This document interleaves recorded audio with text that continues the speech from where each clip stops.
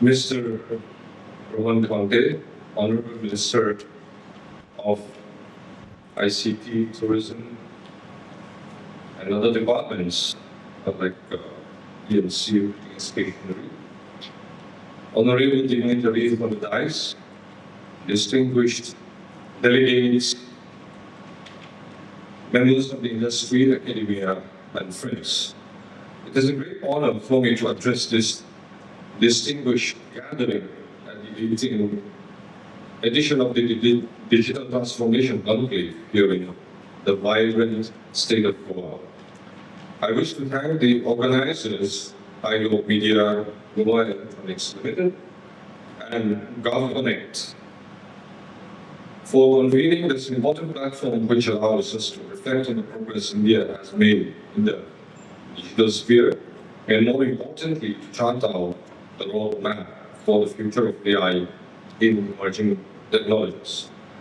As we all recognize, Digital India Mission has been a transformative journey for our country. It has given a new meaning to governance, inclusivity, and economic empowerment. Today, digital technologies are no longer confined to metropolitan cities. They are reaching every corner of our nation, bridging divides and creating opportunities where none seemed possible before. Last year, I was fortunate enough to be invited to an education summit there in London, where many ministers of education from states and the countries converged together. In all the seminars, the workshops, the panel discussions and all we had during the 3 days, all the discussions eventually comes down to AI in skill development, not on the general education that we have.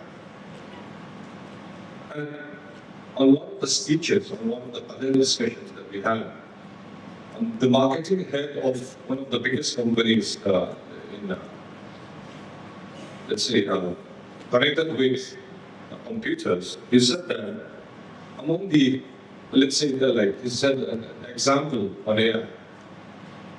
Among the 10 programmers that they have, they would take off 8 of them, they would lay off 8 of them, then they would retain 2 of the programmers who are very good in AI. That's how it is affecting the companies. The human resource aspect also. And he said that we are getting better results. So that's the double-edged aspect AI is having on our ecosystems, business also. For the geographically small yet uniquely positioned state like Mizoram, the digital movement is both a challenge and an opportunity. On hilly terrain, scattered habitations, and difficult connectivity have historically posed barriers to physical infrastructure development, but digital technologies offers us a chance to leapfrog these constraints and bring essential services directly to the people's doorstep. In Mizoram, our foremost priority has been to strengthen digital infrastructure since we came into governance at the end of 2023. Without connectivity, the promise of digital empowerment cannot be realized, and we are expanding high-speed internet through the Mizoram Fiber Grid Network project that is being funded under through 𝐄𝐝𝐢𝐿. And we are enhancing the 4G saturation project in every corner of the state. And we are preparing to roll out 5G services all throughout the state.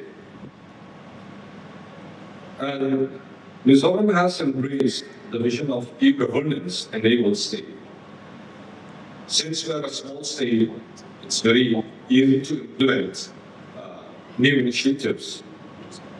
We are digitizing government services to make them accessible, efficient, and transparent. Through cloud infrastructure and interoperability platforms, departments are increasingly working in coordination, reducing delays, duplication, and paperwork. Recently, we have enabled the whole secretariat in the office with more than 700 users, including the Chief Minister and all the cabinet ministers. Now, when we go away on trips like this, we can take care of all the files which has never been there to see from this year we are starting. And in every society, people depend on government and public institutions for essential services such as electricity, water supply, roads, education, healthcare, and law and order. We have introduced the digital repository of land reports from this year, and many other aspects like online platforms for state public service commissions, for job aspirants, and UPI, the use of UPI platforms for payment of services. And we have this new app and website called 𝐂𝐲𝐿, in which the people can interact with the Chief Minister and make complaints and issues raised by them. And we have this app called Leak Apps under the Public Health Engineering Department, where citizens can report leakages in water distribution pipes immediately. So we're in the progress of adopting Industry 4.0 tools such as artificial intelligence and machine learning for predictive policy making, driven reversal, and language translation. IoT and GIS solutions are being applied in agriculture monitoring, horticulture, and disaster preparedness. Our goal is to build a governance system that is not only citizen-centric, but also forward-looking. And in education also, we are trying to start, like 2 days back, we had a meeting with one of the biggest companies in India. We're trying to start a center of excellence for school children, and that will be the way in which it is going to be used or implemented will be the close here in India. So at the heart of digital transformation lies the common people and the citizens of a nation. Unless they are digitally literate, technology will remain underutilized. Mizoram is focusing strongly on digital literacy programs, capacity building, and entrepreneurship development, and major collaborations to embed Mizoram and other local languages into digital platforms has been initiated under the Bhashini initiative, and we will be writing an MOU soon. In education, we are undergoing transformation. Right now, we are in the process of setting up smart classrooms in 220 schools using 𝐓𝐫𝐚𝐺 technology. And right now, also we are in the process of giving out an order for setting up computer centers in 309 schools. And I hope from next week, we have our own hand-holding policy, and ITs will be included, where it will be possible to handhold startups, entrepreneurs, where they can get loans up to 50 lakh with interest subvention, and the government will be there as the guarantor of the loan.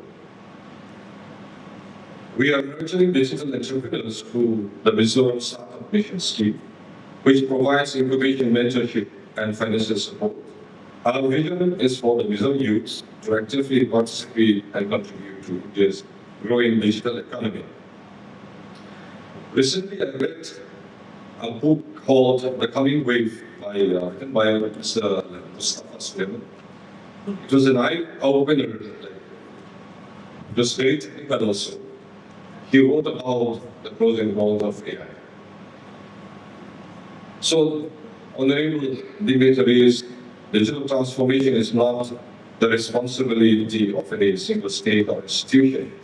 It requires collaboration between central, state government, public, private sectors, and between academia and the industry. Platforms such as this digital transformation conclave are invaluable for sharing best practices, exchange knowledge, and learning from each other's successes and challenges. We are eager to collaborate with fellow states, technology companies, innovators to co-create solutions that are scalable, sustainable, and inclusive. Another book that I like, way back I read was one book written by Abhijit Banerjee and Assembly. It was called Good Economics for Hard Times. There I found that in South Korea, they are taxing companies who are using too much automation. Here, I think that will be a future also. With the use of AI and all, it will decrease the human intervention, but then the government, as a policy maker, might have to step in to help out unemployment. And one example that I like to point out from my experience, I have a daughter of 12 years old, like she's 12 years old. And we have this exercise in which I made her invest in the stock market using AI. I myself, my PhD thesis was on investor behavior. So I have an edge. See, the 12-year-old, I've been teaching finance for nearly 20 years now. So I told her to use AI. I taught her how to use AI to invest. And she outperformed me. I told her that I won't be using any AI. I'll just be using a little bit of news and all. You use that. I told her how to use AI. And a 12-year-old girl, she outperformed me using AI. That's the the advantage of having AI by your side. So, as we look to the future, our vision has to be digitally empowered. A digitally empowered society where technology does not drive governance, not only drive governance and economy, but also enhances social equity, environmental protection, and human well-being. As a leading figure in AI, Andrew Weil puts it, AI is the new electricity. The first time I heard it, it caught me there. Like, electricity changed our life like anything. The advent of electricity changed the human race. The way we think of what we do, everything is changed. He said that AI is the new electricity. We have to make use of the new electricity and take full advantage of that. If we don't take full advantage of that, other countries will go forward and will be left in the dark. In closing, I would like to reaffirm Mizoram's commitment to the national vision of digital India. We may be small in size, but our aspirations are as vast as our hills and as deep as our values.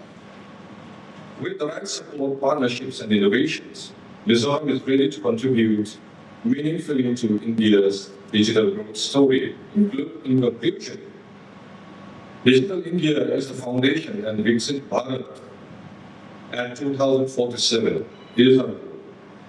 Together, they represent a future where India is not just a participant in the global digital economy, but a leader. A future where governance is smart, services are seamless, and citizens are fully empowered. Let us together work towards building a digital India that is inclusive, resilient, and future ready. Thank you.